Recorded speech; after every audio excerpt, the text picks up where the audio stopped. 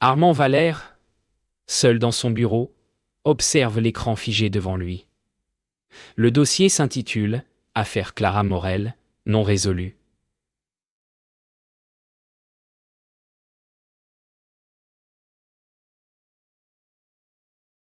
Son doigt tremble au-dessus du bouton.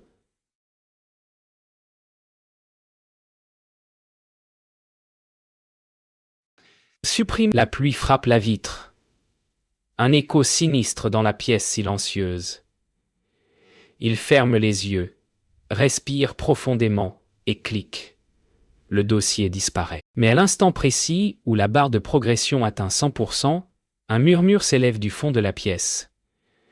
Une voix féminine, lointaine, presque suppliante. « Pourquoi tu m'effaces, Armand ?»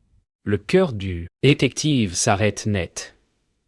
L'écran, pourtant vide, affiche soudain une notification. Fichier restauré Clara Morel, évidence son J.P.D. do K Morel. Vidance. Armand tente de rationaliser. Une erreur système, se dit-il. Pourtant, quand il ouvre le fichier restauré, il découvre une photo qu'il n'a jamais vue lui-même, agenouillée près du corps de Clara. La terreur le traverse. Cette image n'a jamais existé. Le téléphone fixe sonne. Une seule fois. Puis le silence. Armand décroche. Personne. Seulement un souffle. Puis la même voix murmurant. « Tu m'as laissé seul. » Les lumières vacillent. Le disque dur cliquette sans raison. Armand ouvre le tiroir de son bureau à l'intérieur.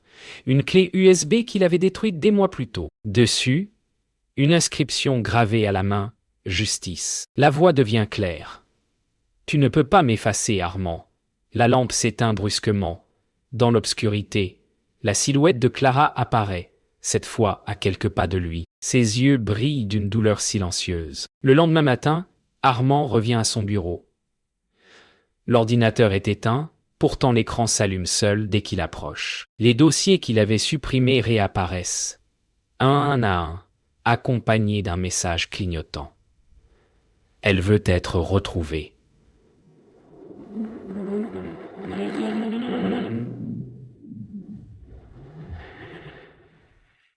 Son cœur s'accélère, l'air semble plus froid, et sur son bureau, il découvre une rose blanche, fraîche,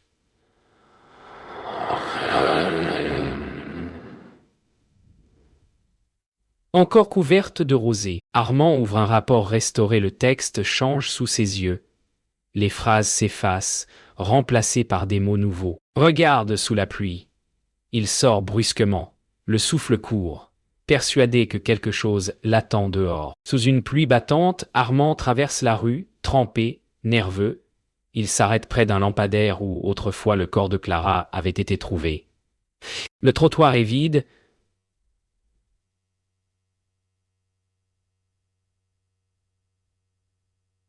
Sauf une clé USB identique à celle de son tiroir, posée sur la grille d'égout. De retour dans sa voiture, il insère la clé dans son ordinateur portable.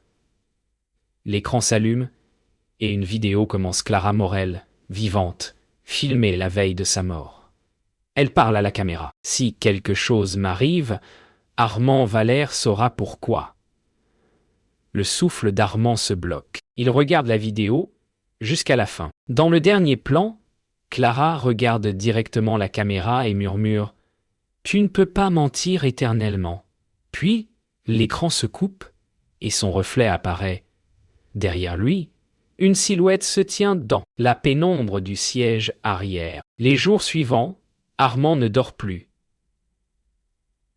Chaque fois qu'il ferme les yeux, Clara apparaît dans ses rêves, parfois silencieuse, parfois hurlante. Une nuit, il se réveille en sursaut sur le mur et crie à la craie. Un mot qu'il n'a pas écrit, coupable. Le mot disparaît lentement, comme effacé par une main invisible. Au commissariat, ses collègues le dévisagent. L'un d'eux murmure qu'Armand parle seul, qu'il semble entendre des voix. Armand les ignore. Pourtant, dans la vitre du couloir, le reflet de Clara apparaît à côté du sien, souriant faiblement. Armand tente de se convaincre qu'il devient fou. Il consulte un psychiatre, mais même dans la salle d'attente, la voix de Clara résonne à travers la radio en fond sonore.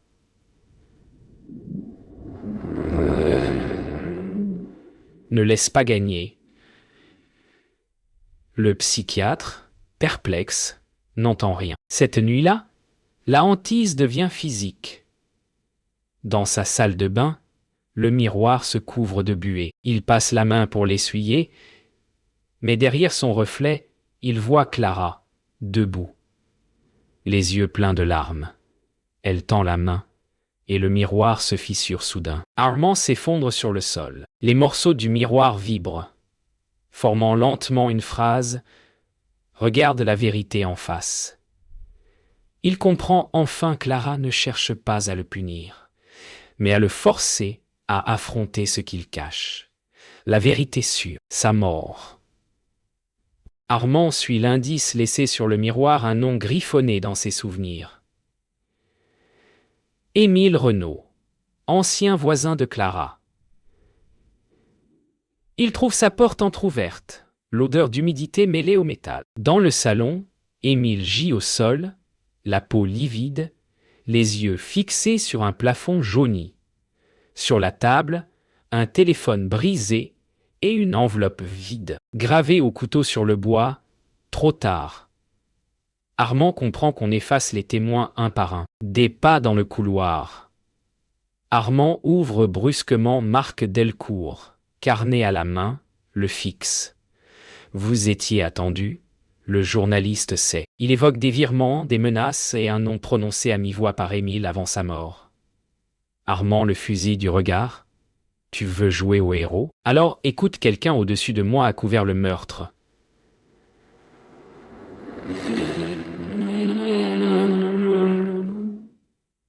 Marc blanchit, puis hoche la tête. Au commissariat, Duret l'attend. Pourquoi étiez-vous chez Renaud? Demande-t-il sans chaleur.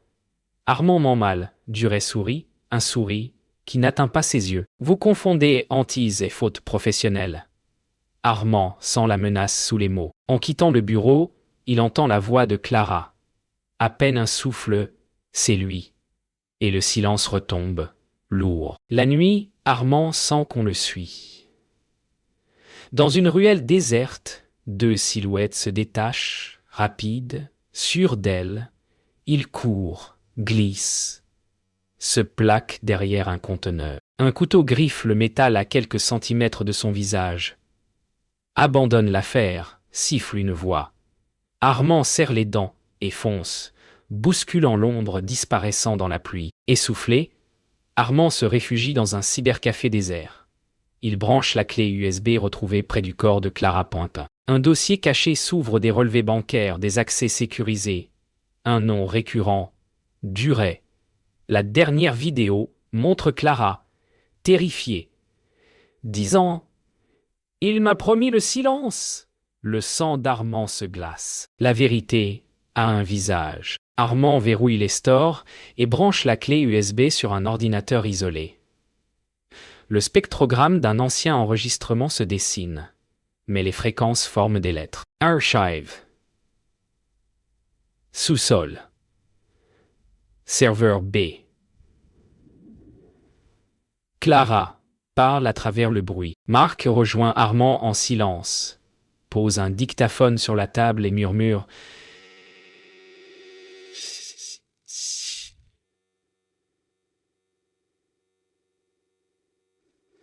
On n'aura pas de seconde chance. » Armand hoche la tête.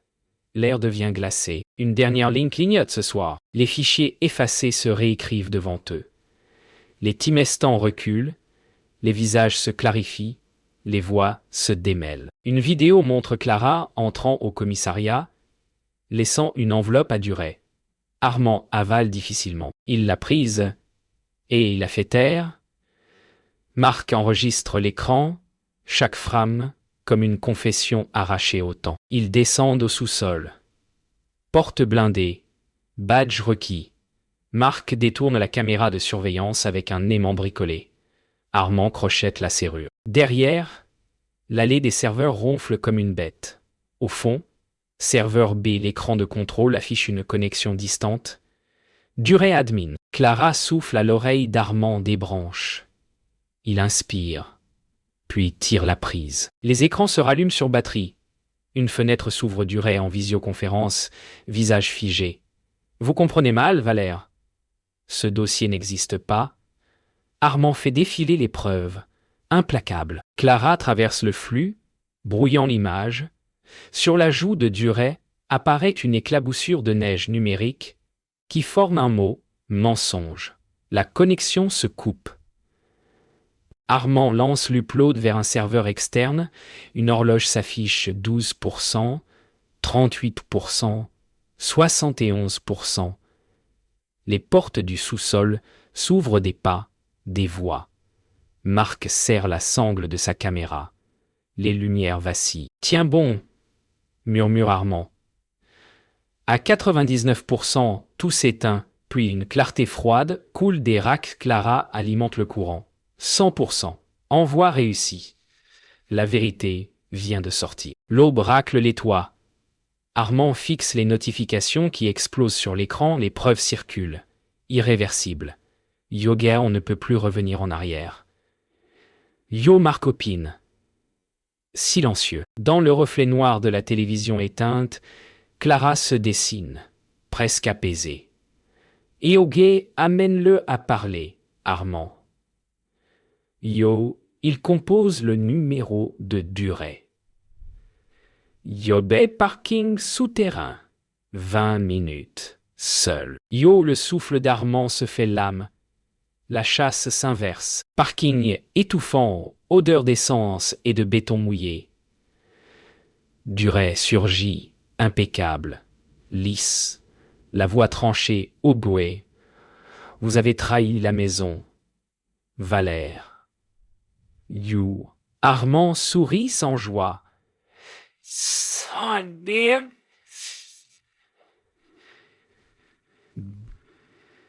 Yo, une voiture rugit au loin, l'écho persiste. Armand avance d'un pas, micro caché sous la chemise. Yogué, parlons clair. Yo, la voix de Clara, effleure Yobé. Fais-le avouer. Armand pose les chiffres virement, date, menace. Le masque de Durée craque. Yega, elle me faisait chanter. Yo, le mot claque trop vite. Marc, posté en hauteur, enregistre. Chaque syllabe comme un clou. Clara pose une main froide sur l'épaule d'Armand. Yoga va plus loin. Yo, Armand baisse la voix. Yobé, qui t'a payé? Qui a ordonné sa disparition? Yo, un nom, soin des lèvres de Durée, venimeux. Des phares jaillissent. Deux hommes sortent, armes levées. Yoga, saisissez l'appareil. Yo, hurle Durée. Armand agrippe Marc, les entraîne entre les piliers. Les balles griffent le béton. Les néons vacillent, puis s'éteignent en cascade. Clara traverse l'averse de lumière, indifférente au tir, et souffle sur l'obscurité.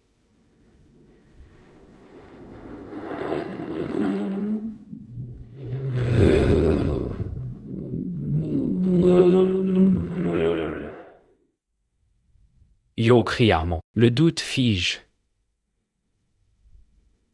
Les silhouettes, les sirènes approchent, vrille froide dans la cage de béton. Durée pâlit. Armand sort du couvert, mains ouvertes, voix posée, obé. Vous avez admis la contrainte, les transferts, le nom de votre complice. C'est fini. Yo, Durée vacille. Clara se tient entre eux, presque paisible. Yoga, rends-moi ma voix. Yo, Armand tend le dictaphone à Marc. Yoga publie tout. Yo, la vérité revient, et elle fait du bruit. À l'aube, la ville sointe d'eau et d'ondes. Les notifications déferlent comme des gouttes sur une vitre chaîne d'infos, compte anonyme, forum, acharné. Le nom de Durée remonte. remonte encore, porté par la colère commune.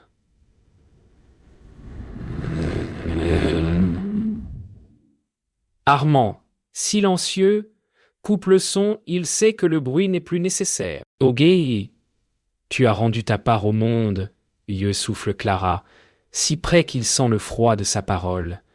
Il ferme les yeux, puis les rouvre, posé, lucide. Ogé, alors je vais rendre la mienne tout, jusqu'au dernier mensonge. Yo, il formule mentalement ce qu'il dira, pas pour se défendre, mais pour reconnaître. Dans cette clarté pâle, sa honte devient un outil, sa peur une ligne de conduite. Il lève la tête. Le jour peut entrer. Le couloir de l'inspection est trop propre pour ce qu'il s'y passe. Armand remet son arme et son insigne, l'un après l'autre, comme on dépose une pierre sur une tombe. Ogé, je porterai ma part. Sans marchander, dit-il. Le directeur acquiesce sans détourner les yeux. Dans la vitre, Clara apparaît, droite, presque lumineuse. Ogé, merci de m'avoir rendu audible. Yo, souffle-t-elle. Marc attend, bras croisés sur sa caméra, prêt à n'être qu'un témoin. Armand signe la démission, puis ajoute une déclaration manuscrite texte sur les compromissions, les silences, ses propres lâchetés. Il ne cherche pas la clémence, il cherche l'exactitude. En sortant, il respire plus lentement. Il n'est plus protégé, il est vrai. Il revient sur le trottoir où la pluie parlait à sa place. L'odeur de bitume lavé remonte comme un souvenir exact. Armand s'accroupit et dépose une rose blanche contre la grille d'égout. « Ogé, je t'ai laissé seul. » Yo, dit-il, au gars. « Mais je ne te laisserai plus sans voix. » Yo, le silence qui suit n'est pas vide. Il contient l'histoire telle qu'elle est. Dans la vitrine d'en face, Clara se tient entière, non plus déchirée par l'eau, mais rassemblée par la lumière.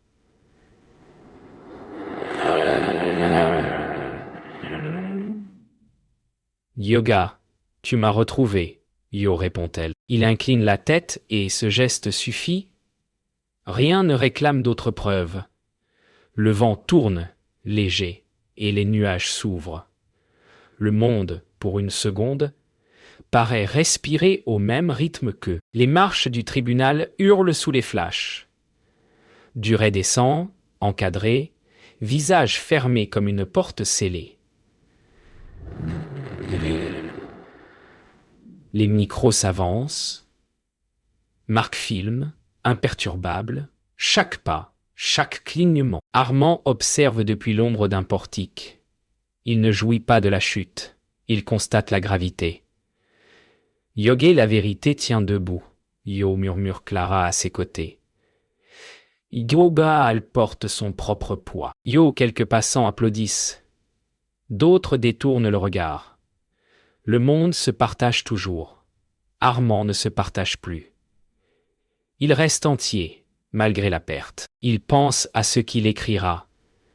Non pour accabler, mais pour documenter l'angle mort qui rend le crime possible, l'habitude. La nuit referme doucement la ville. Armand range ses cartons, quelques dossiers, un cadre, de vieilles notes où l'on entend encore sa fatigue d'autrefois. Sur la table, la clé USB brille faiblement, objet inutile, devenu relique.